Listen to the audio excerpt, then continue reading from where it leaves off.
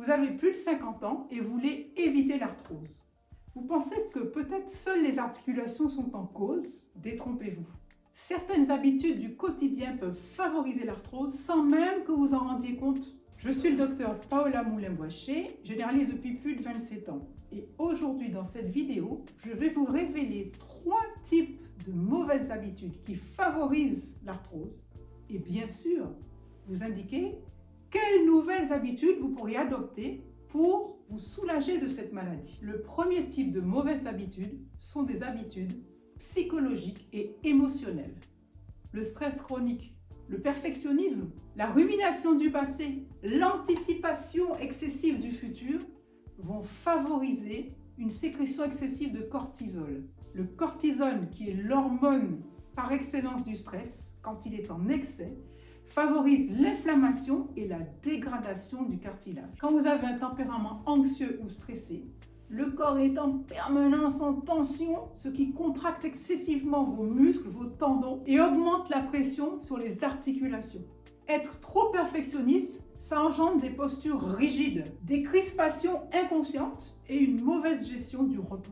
Ruminer le passé ou trop anticiper le futur, ça maintient le corps dans un état d'alerte permanente qui va finalement favoriser l'inflammation chronique. Alors, quelles sont les solutions? La première clé, c'est d'apprendre à relâcher la pression mentale.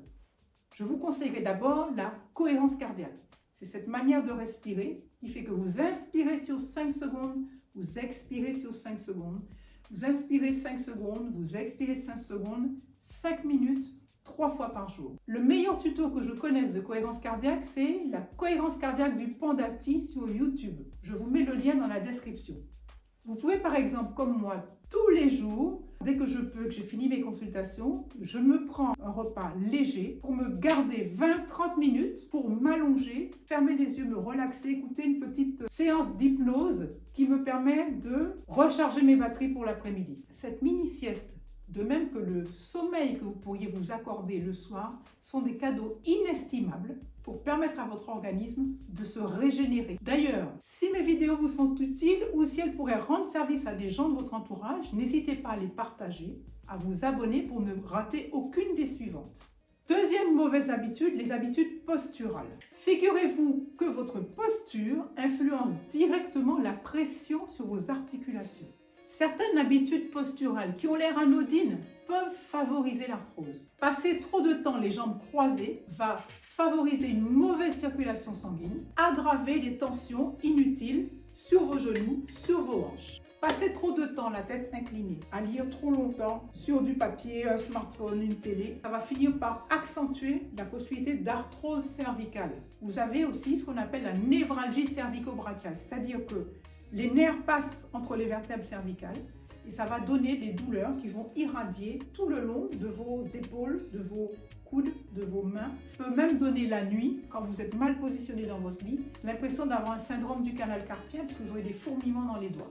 Faire des mouvements répétitifs sans contrebalancer avec des exercices de renforcement musculaire va solliciter trop certaines articulations, favoriser des tendinites et des douleurs et donc vous allez moins bouger. L'articulation va vieillir et ça favorise donc l'arthrose. Troisième mauvaise habitude, les mauvaises habitudes alimentaires.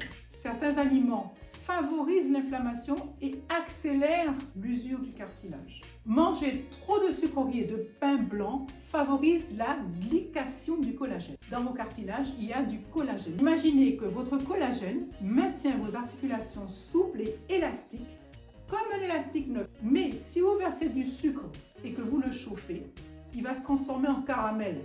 Quand le caramel est froid, il devient rigide et cassant. C'est pour cela que le fait de consommer des sucres raffinés et de manger trop de pain blanc, ça favorise la glycation du collagène, c'est-à-dire ça alterne votre collagène et au lieu qu'il soit souple et flexible, il devient sec et cassant, d'autant plus que vous êtes déshydraté. Une autre manière de détériorer vos articulations, c'est de manger trop de charcuterie.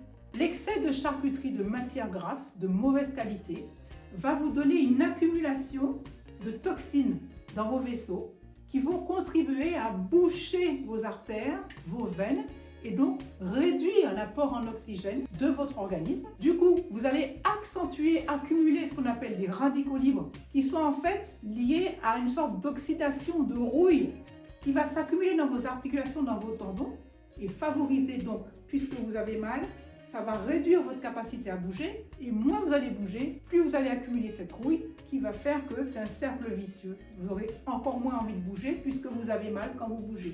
Alors quelle est la solution? Pour protéger vos articulations, consommez des aliments riches en antioxydants, c'est-à-dire les myrtilles, les framboises, les fraises, le cassis, que vous pouvez trouver toute l'année surgelés ou alors à la saison, vous les mangez frais, à consommer de préférence 30 minutes avant les repas.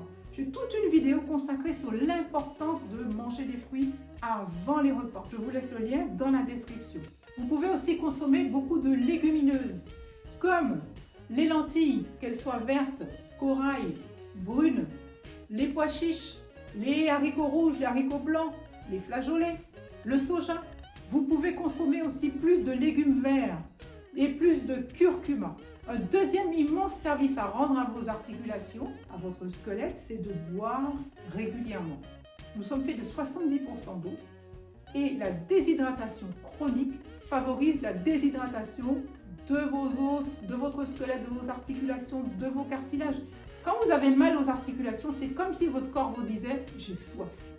En particulier, dès le réveil, je conseille aux patients de prendre 25 centilitres d'eau chaude ou même 2 ou 3 bols d'eau chaude pour faire ce que j'appelle la toilette intérieure. C'est l'un des meilleurs remèdes contre la constipation. D'ailleurs, si ça vous intéresse, j'ai une vidéo consacrée à la constipation avec plein d'astuces pour permettre naturellement d'éliminer les toxines. Plus votre corps sera propre intérieurement, mieux il fonctionnera. Buvez de préférence des eaux riches en magnésium, en silicium, comme par exemple la Rosana. Sinon, il y a d'autres eaux riches en magnésium, comme l'Épar, la Contrex. Pourquoi des eaux riches en magnésium et en calcium? Parce que ça va favoriser la souplesse de vos articulations. Vos articulations vous diront « merci ». Remplacez la charcuterie par des protéines anti-inflammatoires. Par exemple, mangez plutôt des poissons gras, même si c'est des poissons surgelés, même s'ils sont en boîte. Mangez 2-3 fois par semaine des poissons.